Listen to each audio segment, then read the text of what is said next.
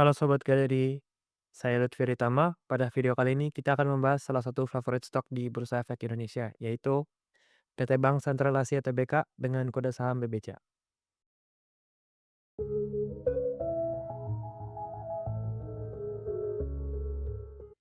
Dalam analisis ini, saya akan menjelaskan sektor industrinya terlebih dahulu.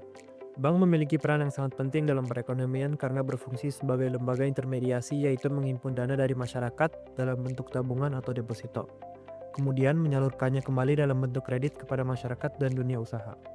Karena itu, ketika ekonomi tumbuh dan aktivitas bisnis meningkat, biasanya permintaan kredit juga meningkat. Hal ini membuat sektor perbankan sering dianggap sebagai salah satu sektor yang menarik untuk diperhatikan dalam investasi. Jika dilihat dari kondisi ekonomi Indonesia, sektor perbankan juga memiliki prospek yang cukup baik. Pertumbuhan ekonomi di Indonesia berada di sekitar 5%, yang menunjukkan aktivitas ekonomi masih relatif stabil, dengan populasi yang besar dan tingkat konsumsi yang tinggi. Kebutuhan akan layanan perbankan seperti kredit, transaksi digital, dan pembiayaan juga terus meningkat.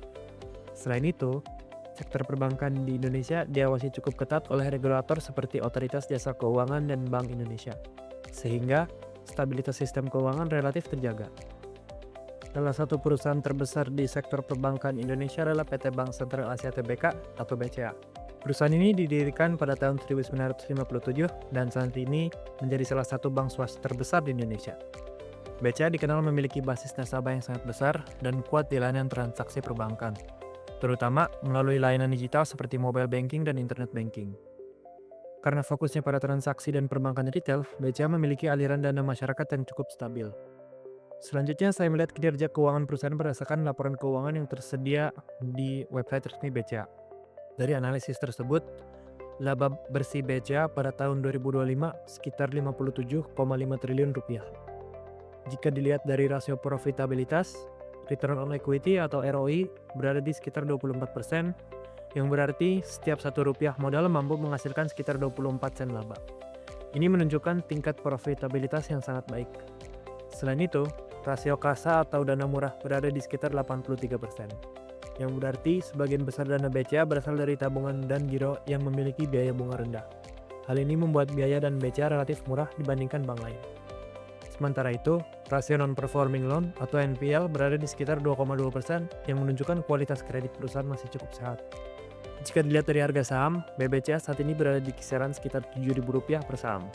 Dari perhitungan sederhana menggunakan rasio price to earnings ratio, valuasinya berada di kisaran sekitar 15-20 kali laba, yang masih cukup wajar untuk saham perbankan dengan kualitas fundamental yang kuat seperti BCA. Selain itu, BCA juga dikenal konsisten membagikan dividen setiap tahun, sehingga investor tidak hanya mendapatkan potensi kenaikan harga, tapi juga pendapatan dividen. Berdasarkan analisis yang saya lakukan, BCA memiliki beberapa keunggulan utama, yaitu profitabilitas yang tinggi, kualitas kredit yang baik, serta basis dana murah yang sangat kuat. Didukung oleh kondisi ekonomi Indonesia yang masih bertumbuh dan berkembang, kebutuhan layanan perbankan yang terus meningkat, menurut saya BBCA merupakan salah satu saham blue chip yang menarik untuk investasi jangka panjang. Demikian analisis yang saya dapat sampaikan. Terima kasih, sampai jumpa di video selanjutnya. Disclaimer on. Konten ini bersifat edukasi dan informasi, bukan ajakan jual atau beli. Keputusan investasi ada di tangan masing-masing.